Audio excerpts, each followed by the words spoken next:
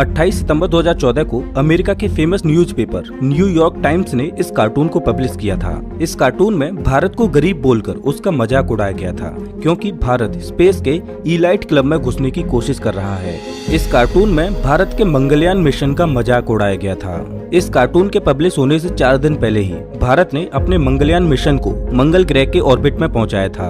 अब चूंकि इसरो ने ये कामयाबी बहुत ही कम बजट में हासिल की थी, इसीलिए वेस्टर्न मीडिया इसका मजाक उड़ा रही थी। जब भारत ने चंद्रयान 2 मिशन को लॉन्च किया तो बीबीसी ने इस न्यूज को कवर किया और लाइव टेलीविजन पर भारत का मजाक उड़ाते हुए उसने कहा, More than 700 million Indians don't have access to a toilet. Really? Should they really be spending this sort of money on a space program? Western media Bharat को नीचा दिखाने के लिए समय समय पर न जाने क्या क्या बोलती रहती है, लेकिन ये बात सच है कि लोग उसी की आलोचना करते हैं जिसमें कुछ करने का दमखम हो। आपने इंटरनेट पर इन तस्वीरों को कई बार देखा होगा, जिसमें इसरो के साइंटिस्ट अपने पहले रॉकेट को लॉन्च करने के लिए रॉकेट के पार्ट्स को साइकिल और बैलगाड़ी से ले जा रहे हैं। रॉकेट को लॉन्च करने के लिए लॉन्च पैड नहीं था, तो इसरो के वैज्ञानिकों ने नारियल के पेड़ को ही लॉन्च पैड बना लिया और अपने पहले रॉकेट को लॉन्च किया। उस समय कोई कंट्रोल रूम नहीं था, तो एक चर्च को अपना कंट्रोल रूम बनाया। तब भी इसरो का पूरी दुनिया ने मजाक उड़ाया था। कम रिसोर्सेज के बावजूद भी आज इसरो चांद और मंगल पर पहुंच चुका है और अपनी सफलताओं से आलोचकों को करारा जवाब दिया है। आपको कारगिल वॉर के बारे में तो पता ही होगा। साल 1999 में पाकिस्तानी सेना और उग्रवादियों ने मिलकर भारत और पाकिस्तान के बीच मौजूद लाइन ऑफ कंट्रोल यानी LOC को पार करके भारत की जमीन पर कब्जा करने की कोशिश की थी। अपनी जमीन को वापस लेने के लिए भारतीय जवानों ने दुश्मनों को मुंह तोड़ जवाब दिया और 3 मई से 26 जुलाई तक कारगिल का युद्ध चलता रहा। कारगिल की ये लड़ाई जमीन से 18,000 फीट की ऊंचाई पर पहाड़ों में लड़ी जा रही थी, जिसमें एडवांटेज दुश्मन के पास था। करीब 5,000 घुसपैठी पहाड़ की चोटी पर बैठे थे और अपने भारतीय सैनिक नीचे थे।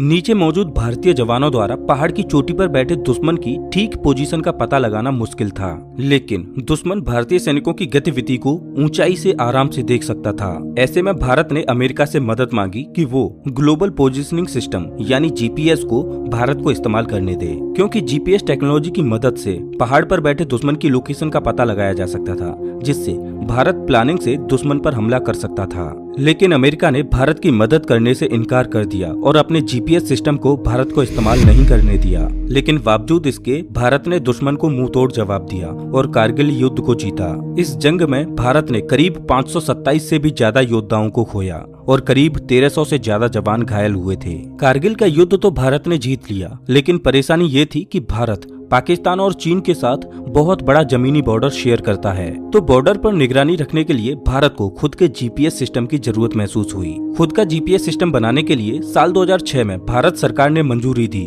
और इसरो के वैज्ञानिक इस पर काम करने में जुट गए।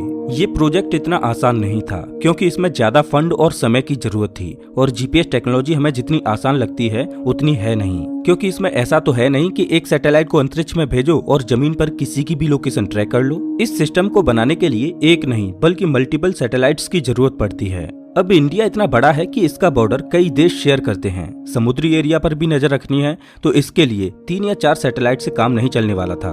1 जुलाई 2013 को इसरो ने इस प्रोजेक्ट के पहले सैटेलाइट को लॉन्च किया और उसके बाद इसरो इस सीरीज में एक के बाद एक सैटेलाइट लॉन्च करता गया और अभी तक इसरो ने टोटल 9 सैटेलाइट्स लॉन्च कर दिए हैं, जिनकी बदौलत आज भारत के पास खुद का नेविगेशन सिस्टम है, जिसका नाम IRNSS यानी Indian regional navigation satellite system है, जिसे NAVIC यानी नाविक भी बोला जाता है। नाविक पूरे भारत और भारतीय सीमाओं से 1500 किलोमीटर दूर तक नजर रखता है, जो दुश्मन को 5 मीटर की एक्यूरेसी के साथ ट्रैक कर सकता है। नाविक को बनाकर भारत ने अमेरिका के GPS सिस्टम को करारा जवाब दिया है।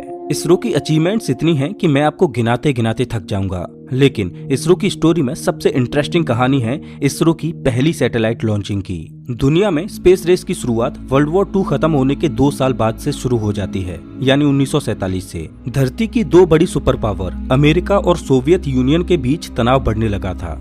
इन दोनों की राजनीतिक विचारधाराओं में बहुत बड़ा मतभेद था, जिसकी वजह से दोनों के बीच कोल्ड वॉर शुरू हो गया। दोनों ही देश अपने अपने हथियारों को मजबूत बनाने में लग गए और इंटरकॉन्टिनेंटल बैलिस्टिक मिसाइल्स बनाने में जुट गए। अगर आप इन दोनों देशों को ग्लोब पर देखोगे तो दोनों ही देश एक दूसरे से बहुत दूर अलग अलग कॉन्टिनेंट्स पर मौजूद हैं। ये दोनों ही देश ऐसी मिसाइल बनाना चाह रहे थे जो कि उनकी धरती से उड़ान भर के स्पेस में एक लंबी डिस्टेंस ट्रेवल करके न्यूक्लियर हथियारों को दुश्मन देश पर गिरा सके। दोनों ही देश ये बात अच्छे से जानते थे कि जो सबसे पहले स्पेस में पहुंचेगा एडवांटेज उसी के पास रहेगा। इस वजह से इन दोनों के बीच स्पेस में पहुंचने का बहुत बड़ा कंपटीशन बन गया और स्पेस रेस की शुरुआत हो गई। जुलाई 1955 में अमेरिका ने ये अनाउंस कर दिया कि वो आर्टिफिशियल सैटेलाइट लॉन्च करेंगे, लेकिन 4 अक्टूबर 1957 में सोवियत यूनियन ने ये बाजी मार ली और अपनी पहली सैटेलाइट स्पुतनिक 1 को स्पेस में सफलतापूर्वक लॉन्च कर दिया और एक इतिहास बना दिया। इसके ठीक एक महीने बाद 3 नवंबर 1957 को सोवियत यूनियन ने